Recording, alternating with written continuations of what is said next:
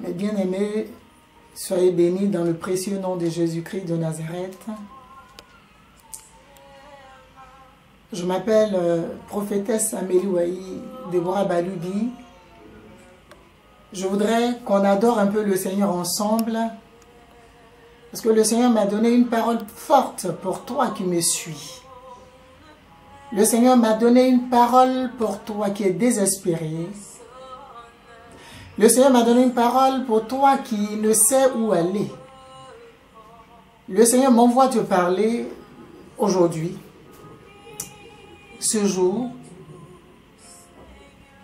Et je voudrais qu'ensemble nous écoutions ce cantique. Oui, prends tout, Seigneur. Entre tes mains, Seigneur, je m'abandonne. Ce cantique, il parle à notre âme. Abandonne-toi entre les mains du Seigneur. C'est à cela que nous sommes appelés. Toi qui as un appel sur ta vie, je suis venu parler à quelqu'un qui a une destinée. Je suis venu parler à quelqu'un qui a la révélation du Seigneur. Je suis venu parler à quelqu'un qui a entendu la voix de l'Éternel, l'appel des dieux. Je suis venu te parler aujourd'hui parce que tu hésites, parce que tu tournes en rond, parce que tu doutes. C'est pour toi que le Seigneur m'a envoyé. C'est à toi que je suis venu donner ce message. Je vais lire la parole de Dieu avec toi.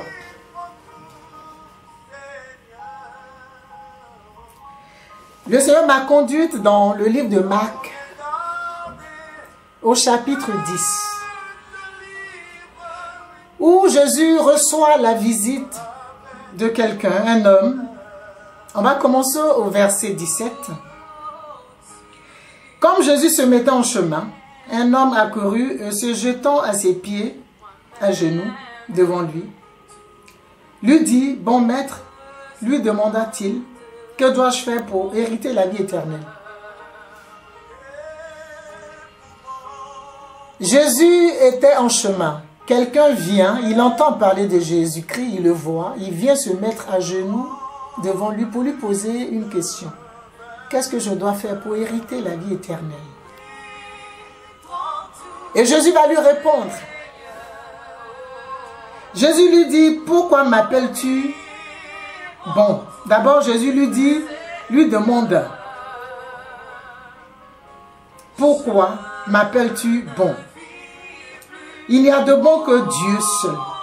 Tu connais les commandements. Tu ne commettras point d'adultère. Tu ne tueras point. Tu ne déroberas point. Tu ne diras point de faux témoignages. Tu ne feras tort à personne. Honore ton père et ta mère. Et l'homme va lui dire, maître, j'ai observé toutes ces choses dès ma jeunesse. Jésus l'ayant regardé les mains et lui dit, il te manque une chose. Va, vends tout ce que tu as, donne-le aux pauvres, et tu auras un trésor dans le ciel. Puis viens et suis-moi. Mais affligé de cette parole, cet homme s'en alla, tout triste. Et je viens au verset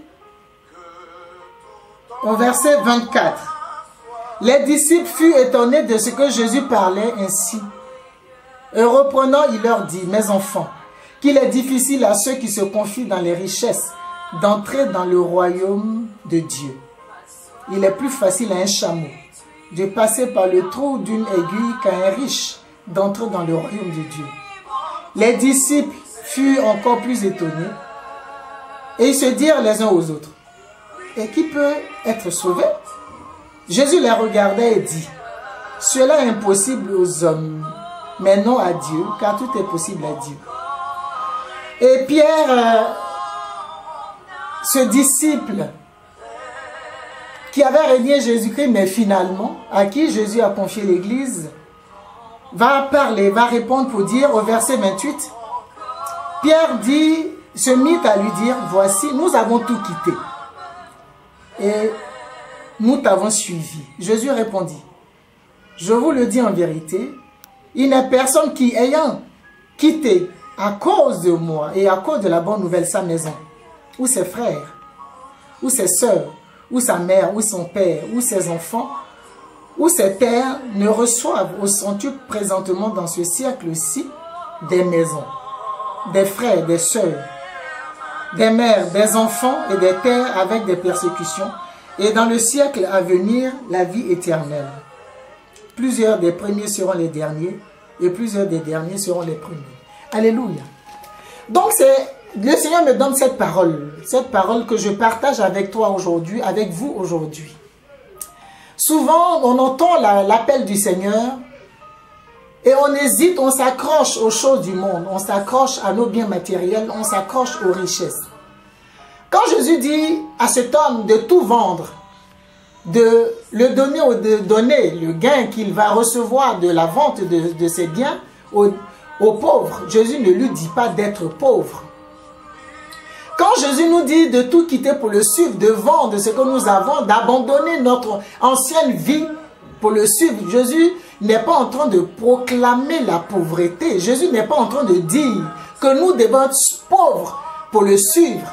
Mais Jésus est en train de dire que nous, rien de ce qu'il y a dans ce monde ne doit nous empêcher de le suivre, de l'accepter et de le servir.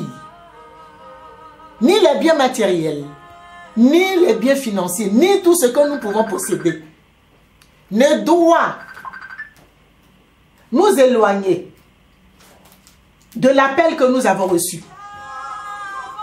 Rien ne doit primer sur l'appel que nous avons reçu.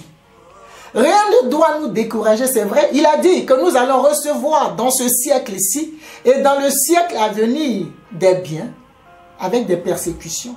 Les persécutions ne doivent pas nous empêcher de nous engager pour le Seigneur. Je suis venu te dire que tu n'as plus d'excuses. Je suis venu te dire que tu ne dois t'accrocher à rien d'autre qu'à l'appel que tu as entendu à Jésus-Christ de Nazareth. C'est pour toi qu'il est venu, qu'il a donné cette parole pour dire ta condition ne doit pas t'empêcher de le suivre et de le servir. Peut-être que tu te dis que tu es trop intellectuel. Tu te dis que tu es trop riche.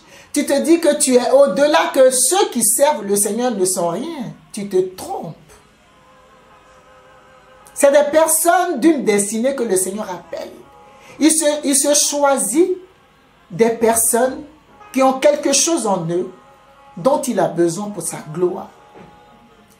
Si le Seigneur te parle aujourd'hui, c'est que tu es important. Si tu entends ma voix,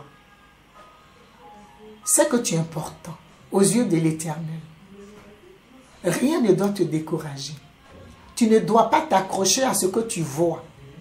Tu ne dois pas t'accrocher aux choses qui sont périssables.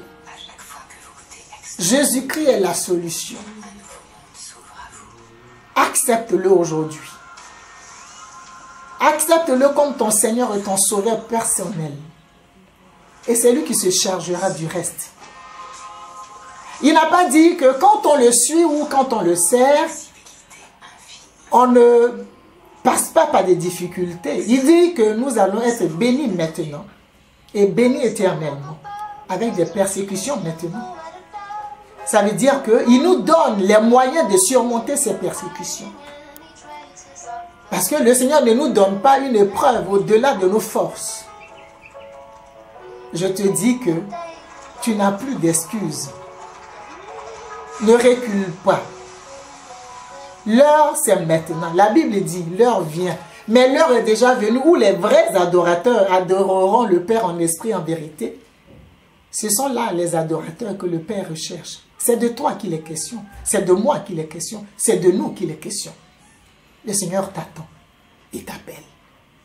Sois béni. Sois béni. Prophétesse Amélie Ouaï Déborah Balubi, nous prions.